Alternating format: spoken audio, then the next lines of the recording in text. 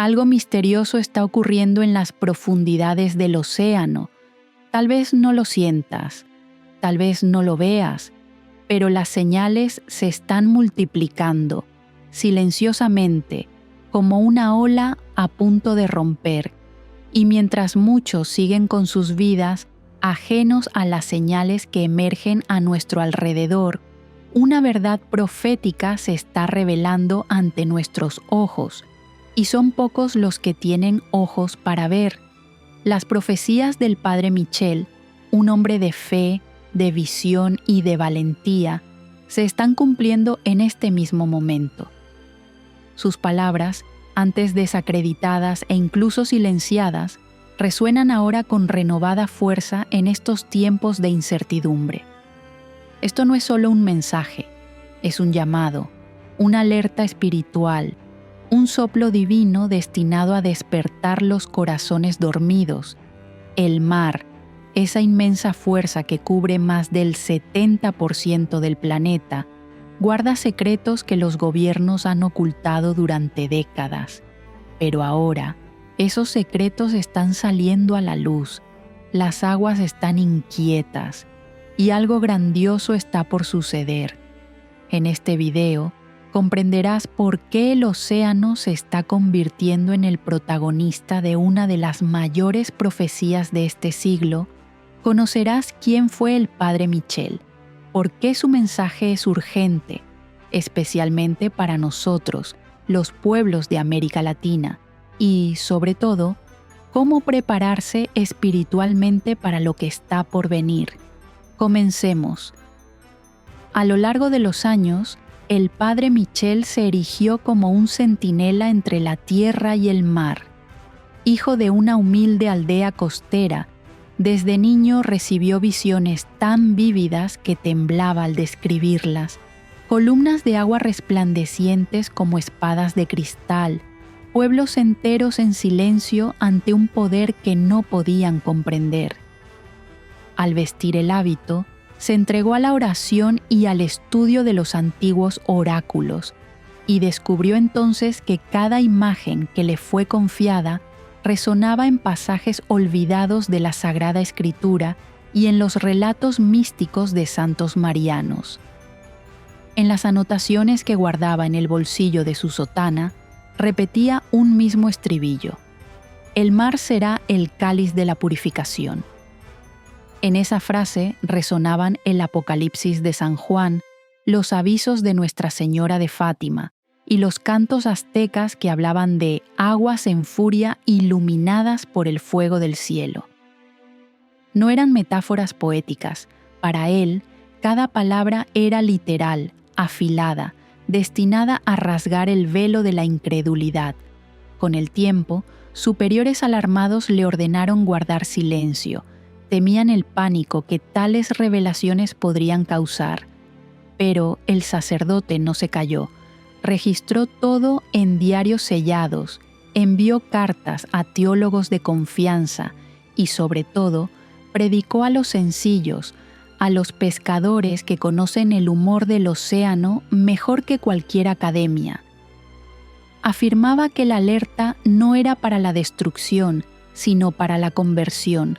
Cuando las aguas se levantaran sin previo aviso, no sería un mero espectáculo natural, sería juicio y misericordia entrelazados, una última invitación al arrepentimiento.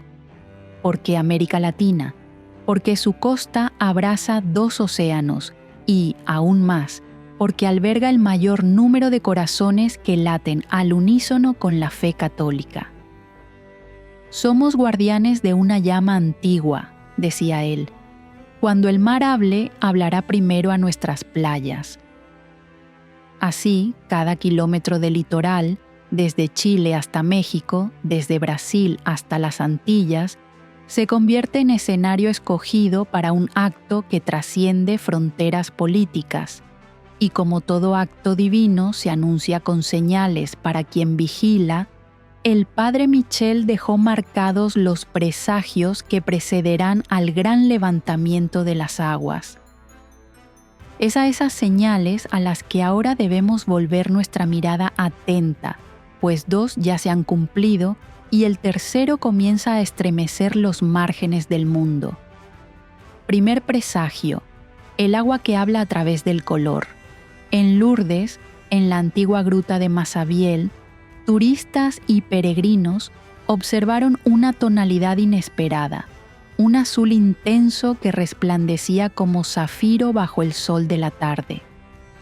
Días después, en la Basílica de Guadalupe, fuentes habitualmente claras adquirieron reflejos rosados, evocando la sangre y la rosa que marcaban la túnica de la Virgen. Sacerdotes recolectaron muestras, expertos analizaron minerales, algas, incluso contaminación. Nada explicó la metamorfosis. El padre Michel llamaba a estos cambios teofanía de las aguas, el Creador tiñendo su propio espejo para despertar a los que duermen. Cuando las fuentes sagradas alteran su propia esencia, el tiempo de dudar se termina. Segundo presagio: el silencio donde antes había cántico. Las grandes ballenas jorobadas entonan melodías que viajan miles de kilómetros. Los delfines se comunican en un coro constante. Los peces vela vibran sus membranas como antiguos tambores. De pronto, equipos de monitoreo captaron un vacío acústico. Melodías reducidas a meros susurros, ningún clic, casi ningún canto. Oceanógrafos hablan de anomalía comportamental, pero no encuentran la causa. Para el corazón atento, sin embargo, el mensaje es claro: las criaturas del abismo saben antes que los hombres, presienten la cercanía del soplo divino y se repliegan en reverencia, como si esperaran el paso del ángel que mide las aguas. Tercer presagio: el temblor de las islas, un latido sordo en el pulso de la tierra.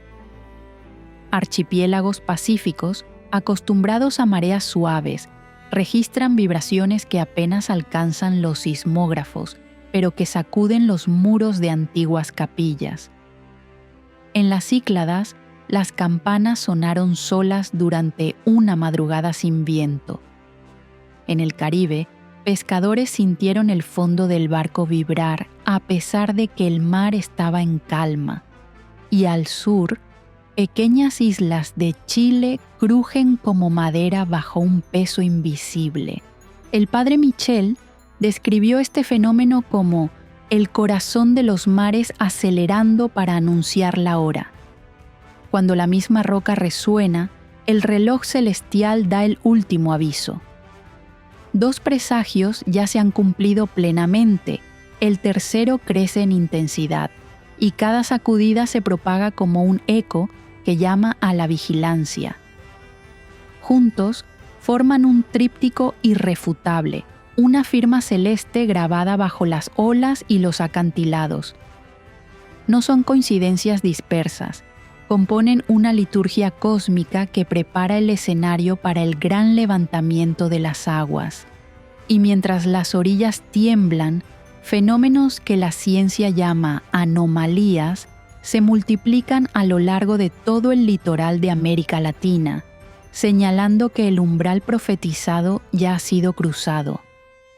Las pruebas concretas se multiplican como chispas en una mecha encendida.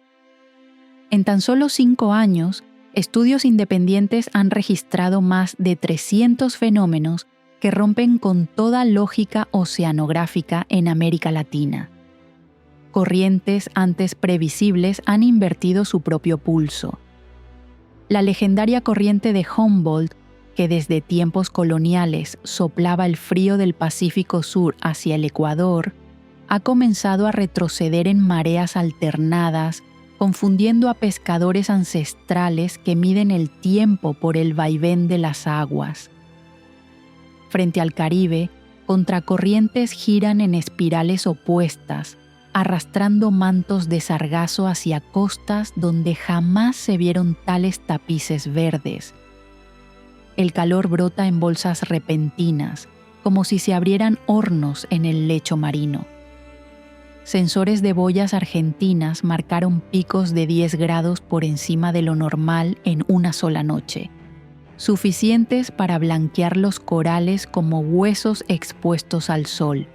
Más al norte, termógrafos mexicanos registraron manchas ardientes que se desplazan lentamente, quemando el plancton y dejando tras de sí huellas muertas, visibles desde el espacio como hematomas en el azul profundo. Los científicos hablan de emisiones volcánicas, pero ningún volcán expele calor con semejante regularidad en tantos puntos distintos, y están los mensajeros de la sombra. Peces abisales que jamás deberían ver la luz aparecen muertos en la arena, con los ojos frágiles reventados por el resplandor.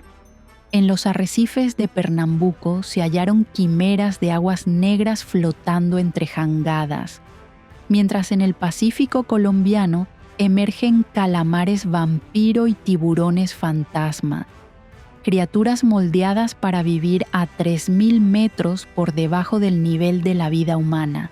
Cada cadáver es un oráculo silencioso, anunciando que algo se agita en donde hasta la luz se rehúsa a entrar. A pesar de ello, los comunicados oficiales llegan cargados de eufemismos. Ministerios describen fenómenos naturales aislados, salpican los informes con estadísticas frías y piden calma, pero barcos militares patrullan zonas antes libres, drones submarinos rastrean fosas que dormían en paz desde hace décadas, y los contratos de investigación están blindados por cláusulas de confidencialidad. Cuando la verdad se escapa, lo hace disfrazada con términos suaves, anomalías temporales, procesos de redistribución térmica. Sin embargo, las mujeres costeras de cabellos plateados sienten en la sal de sus narices que el océano ha cambiado de humor. Los hombres que navegan desde niños reportan brújulas temblorosas donde antes señalaban firmemente al norte. Cada autoridad que guarda silencio revela más de lo que oculta, porque el mar, a diferencia de los despachos, no invita a negociar. Se levanta o se aquieta según designios que nadie gobierna, y ahora sus señales ya no caben en notas al pie. 300 incidencias, dispersas desde el estrecho de Magallanes hasta las aguas del Caribe, forman un mosaico que dibuja una misma imagen siniestra. El gran cuerpo líquido respira de otro modo. Toma aliento para el acto que el padre Michel llamó la última pulsación antes de la voz de Dios. Mientras los gobiernos ensayan discursos, el océano afila su propio pronunciamiento, y cada ola que no reconoce su lecho, cada pez que abandona el abismo, cada grado que hiere el termómetro, atestigua que la advertencia no es fantasía, sino preludio. Cuando el mandato invisible resuene en las entrañas del planeta, los 3 grandes espejos que rodean a América Latina, Pacífico, Atlántico y Caribe, responderán como si compartieran un mismo corazón. Las mareas no llegarán en olas sucesivas, sino que se alzarán en una sola pulsación, formando murallas translúcidas que se alinearán a la costa sin invadir la tierra. Parecerán sostenidas por manos celestiales, inmóviles y colosales, imponiendo a los vientos el silencio que precede al juicio. Ese fenómeno abarcará 72 horas de asombro. En el primer instante, el firmamento cambiará su azul familiar por tonos ámbar y púrpura, como si fuera iluminado por brasas espirituales, luminescencias danzantes, columnas esmeralda, franjas carmesí, cruzarán los cielos, recordando procesiones de ángeles que vigilan las aguas suspendidas. Los satélites cesarán sus transmisiones, las antenas enmudecerán, el zumbido eléctrico que envuelve las ciudades desaparecerá, y cada lata de concreto oirá su propio eco. Dentro de las murallas líquidas, Los peces brillarán inmóviles como constelaciones olvidadas. Fuera de ellas, aves se lanzarán en vuelos rasantes, confundidas por la inversión de las corrientes de aire, y el murmullo de las hojas reemplazará el rugido del tráfico. Será un ayuno forzado de distracciones. El tiempo parecerá dilatarse hasta que cada corazón encuentre su propio ritmo ante lo sagrado expuesto. Al terminar el tercer crepúsculo, las paredes de agua temblarán con un estruendo grave, como puertas ciclópeas que se cierran. En un solo gesto, el mar retrocederá hacia lechos ancestrales, pero no devolverá exactamente lo que retuvo. Costas enteras habrán sido rediseñadas. Acantilados otrora imponentes se volverán bahías mansas. Ensenadas antes protegidas revelarán abismos recién expuestos. Nacerán islotes donde antes solo había espuma, mientras tierras conocidas se ahogarán en la memoria. Ríos cambiarán su curso, lagunas se enterrarán bajo nuevos deltas, y los mapas impresos perderán su utilidad en un abrir y cerrar de ojos. Entre quienes sobrevivan al asombro, surgirá una certeza unánime. Ninguna ingeniería humana explica un mar que se alza, permanece y retrocede sin devorar siquiera un palmo de arena. Muchos caerán de rodillas, no por miedo a morir, sino por reconocer que la creación habla en una lengua anterior a toda ciencia. Mientras equipos de expertos discutan tensiones tectónicas y fluctuaciones geomagnéticas, mirarán hacia el horizonte y sentirán en la piel que han presenciado un decreto, no un accidente. A partir de ese momento, brotará algo más profundo que un simple reordenamiento geográfico. Dentro de las nuevas fronteras, también los corazones habrán cambiado de lugar. Un anhelo incontenible de sentido recorrerá calles, pueblos y capitales. Los templos abrirán sus puertas día y noche para acoger preguntas que ningún manual puede responder. América Latina, testigo privilegiado de este prodigio, descubrirá en sí misma una semilla de renovación que, poco a poco, echará raíces más allá del mar. Por ahora, sin embargo, basta contemplar el retrato que se forma: murallas acuáticas sostenidas por lo invisible, cielos teñidos como vitrales vivientes, un silencio que obliga al alma a hablar y, al final, una tierra renacida. Todo esto inscrito en el mismo acto de misericordia que el padre Michel describió como el preludio de la gran restauración. El vasto cinturón marítimo que abraza a América Latina ya vibra como piel de tambor y no lo hace de forma uniforme. En el Pacífico, donde la cordillera se sumerge en el abismo, las murallas de agua se alzarán con furia especial. Valparaíso y Antofagasta verán columnas líquidas reflejar los Andes en espejos verticales. Lima sentirá el aire enrarecido antes de que la primera gota toque el muelle. Guayaquil y Manta contemplarán el horizonte partirse en dos azules. Cartagena, con sus murallas coloniales, oirá el rugido antes que cualquier sirena. Cada puerto será escenario de reverencia o de pánico, según la disposición del corazón de quienes allí vivan. En el otro extremo, el Atlántico prepara un golpe menos abrupto, pero igualmente decisivo. El nordeste brasileño, de São Luís a Natal, de Fortaleza a Recife, verá sus acantilados bañados por una luz púrpura cuando el firmamento se encienda. Las aldeas de pescadores sentirán el suelo estremecerse bajo pies descalzos, mientras las murallas acuáticas se consolidan a pocas millas de la costa, como guardianas silenciosas.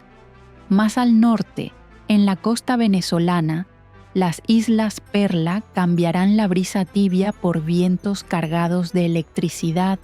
El arco del Caribe, de Trinidad a Puerto Rico, se verá envuelto en resplandores que harán del mar una catedral de cristal. el Golfo de México, circundado por 3 naciones, vivirá una confluencia de presagios. Veracruz y Cancún verán correr por las calles rumores de antiguas leyendas mayas. La Habana sentirá el malecón latir como el pecho de un gigante dormido. Tampa y Nueva Orleans presenciarán cómo los canales detienen su curso mientras las aguas altas permanecen suspendidas más allá del delta. El Golfo será caldero de fuerzas opuestas y el eco de sus mareas resonará en las llanuras interiores, recordando que ningún territorio está demasiado lejos cuando la creación se inclina. Así se dibuja el mapa del asombro: 3 frentes, un solo decreto, cada costa, cada ensenada, cada isla, convocadas a presenciar el mismo espectáculo, no para hundirse en la desesperación, sino para reconocer que el Dios que levanta los mares también alza nuevas esperanzas. Cuando las murallas devuelvan al abismo las aguas que sostuvieron, el primer soplo que recorrerá la costa no será de miedo, sino de una extraña mansedumbre. La escena, grabada en la retina de millones, romperá las defensas del orgullo humano.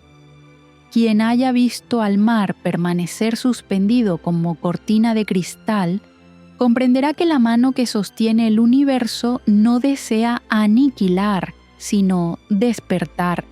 Será, por tanto, un acto de misericordia, vigoroso, grandioso, pero aún así misericordia, destinado a rasgar velos de incredulidad y devolver a las criaturas el sentido de la dependencia. En ese instante, corazones endurecidos cederán como roca bajo agua viva.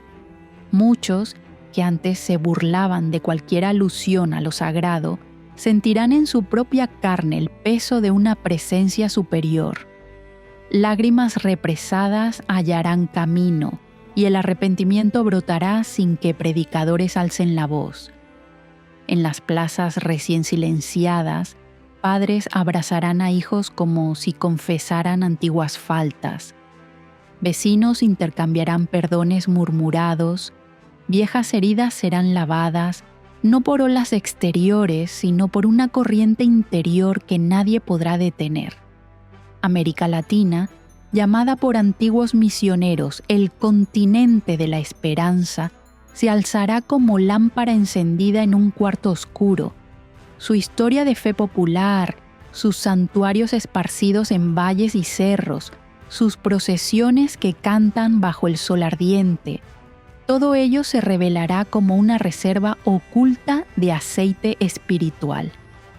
La llama que allí persistió, muchas veces despreciada por el mundo secular, se convertirá en un resplandor que atraerá a pueblos de otras tierras, sedientos de sentido tras el colapso de las certezas materiales. Así, la señal no termina cuando el mar retrocede, comienza. Cada rodilla doblada será semilla de renovación. Cada voz contrita hará audible la melodía que siempre ha sostenido la creación. Y la misericordia, en lugar de agotarse en la visión tremenda, se expandirá en círculos concéntricos, como ondas de luz atravesando las fronteras invisibles de los corazones. Comienza el éxodo interior. Antes de que cualquier paso físico sea necesario, el alma debe atravesar sus propios desiertos. Quien guarda rencores lleva anclas invisibles. Ante la señal que viene, todo peso extra será tormento. Ve, pues, al encuentro de aquel a quien heriste o que te hirió. No esperes que el horizonte se agite para tender la mano. Una palabra de perdón brotada ahora levantará murallas de paz cuando el mundo enmudezca. La reconciliación es puente tendido sobre abismos cavados por el orgullo. Cruzarlo será tu primer acto de fe.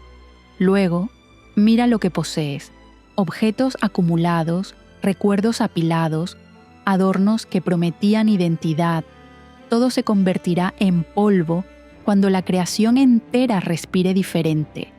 Libérate de lo que no sirve a la esencia. Cada cosa prescindible es una cuerda que te ata a antiguas convicciones. Suéltalas y sentirás el corazón ganar la ligereza de una vela inflada por el espíritu. Simplificar no es empobrecer, es abrir espacio para que lo invisible haga morada. Quien reduce el ruido material escucha la voz que susurra en la brisa. Dirígete entonces a la tienda de la comunión. Forma pequeños círculos donde la llama de la oración arda sin cesar. No importa si la casa es humilde o si el templo es improvisado, lo que importa es que las voces se unan. En esas asambleas discretas, la fe se entrelaza como fibras de una cuerda destinada a resistir el esfuerzo extremo. En los 3 días mudos, cuando redes y satélites duerman, solo esas alianzas vivas te transmitirán sustento. Recuerda, una brasa aislada se apaga. Juntas mantienen el fuego que calienta la esperanza. Para alimentar esta llama, hay una invocación que el padre Michel repetía al doblar las rodillas ante el altar. Señor, que discierna tu soplo, que camine en tu luz cuando todo el mundo esté en tinieblas. Reza esta oración al amanecer, para consagrar el día y al caer la noche, para que tus sueños sean guardados. Deja que cada sílaba se sumerja en el pecho y allí permanezca, latiendo como semilla fecunda.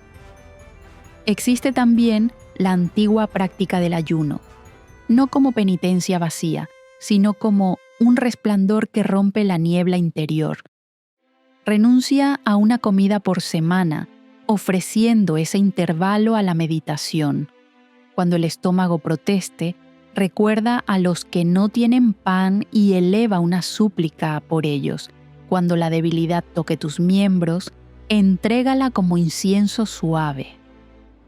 Así el cuerpo se convierte en instrumento de un canto silencioso que atraviesa los cielos. Llegará al fin el instante en que los muros de agua se erguirán ante tus ojos.